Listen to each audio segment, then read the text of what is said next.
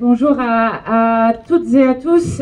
Donc Mathilde Panot, présidente du groupe parlementaire de la France Insoumise. Je suis notamment avec Damien Carême, qui est ancien maire de Grande-Synthe, et avec plusieurs élus insoumis.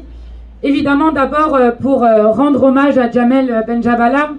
Jamel Benjabala, dont ça a été dit, mais sur lequel je veux insister sur un point, qui était un homme qui avait décidé de consacrer sa vie aux autres, notamment en choisissant d'être éducateur spécialisé, qui avait choisi de consacrer sa vie aux autres, à sa famille, ça a été très bien dit. Et nous, le mouvement Insoumis, voulons commencer par dire toute notre affection, tout notre soutien, à la fois à la famille et aux proches de Jamel Benjabala. Mais si nous sommes là exactement un an après qu'un militant néo-nazi ait assassiné Jamel Benjabala devant les yeux de sa fille, si nous sommes là, c'est d'abord et avant tout pour réclamer justice.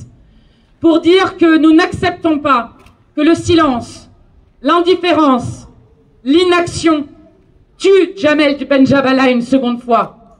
Oui, nous sommes là pour réaffirmer que Jamel Benjabala a été victime d'un crime raciste. Et il n'y a aucun doute sur cette question. Nous sommes là pour redemander la requalification du crime.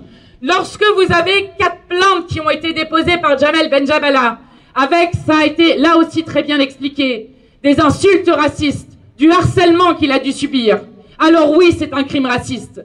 Lorsque l'assassin est membre des brigades françaises patriotes dont nous demandons la dissolution, qu'on retrouve chez lui plusieurs armes, des centaines de munitions, des grenades, 2 obus, et qui est un groupuscule qui appelle ouvertement à la guerre civile, qui appelle ouvertement à tuer les Arabes, les musulmans de ce pays. Alors oui, c'est un crime raciste. Et c'est ce que nous sommes venus dire. Car demander et exiger justice pour Jamel Benjabala, c'est le symbole du danger qui est en train de guetter notre pays. Oui, l'extrême droite tue dans ce pays. Oui, le racisme tue dans ce pays. Il a tué Jamel Benjabala, mais il a aussi tué Hichem Miraoui. Il a aussi tué cette année Aboubacar Cissé dans le Gard. Et face à cette extrême droite qui tue, nous sommes là pour réaffirmer que nous n'accepterons jamais que les gens soient tués dans notre pays pour ce qu'ils sont, car c'est ce que nous dénonçons aujourd'hui. Oui, ces crimes défigurent la France. Et derrière ceux qui tiennent les armes, il y a ceux qui arment les assassins.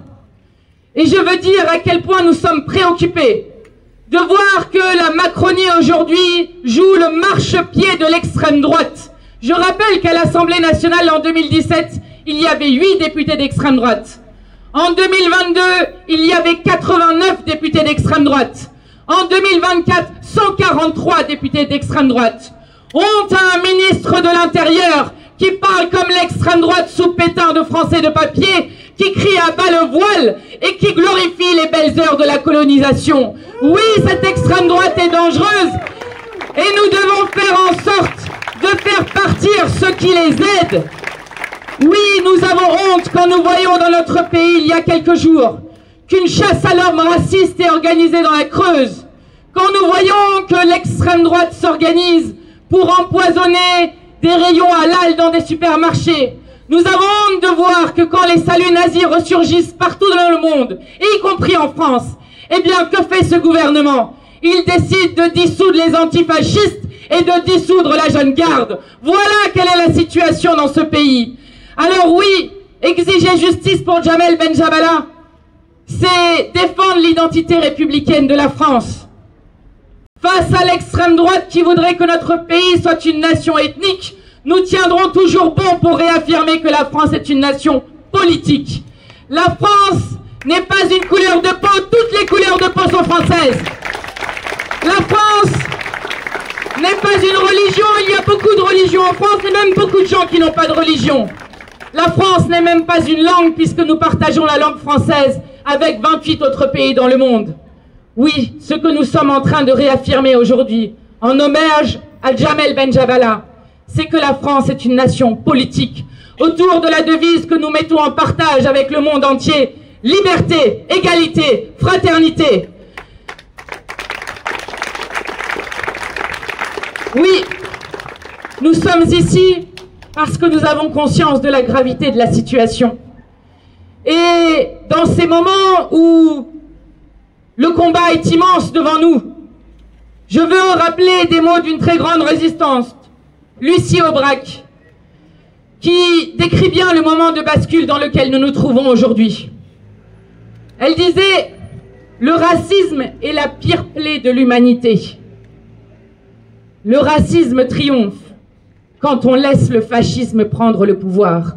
Nous sommes là pour réaffirmer que nous ne les laisserons jamais prendre le pouvoir dans ce pays et que nous avons la force d'inventer un autre avenir. Justice pour Djamel !»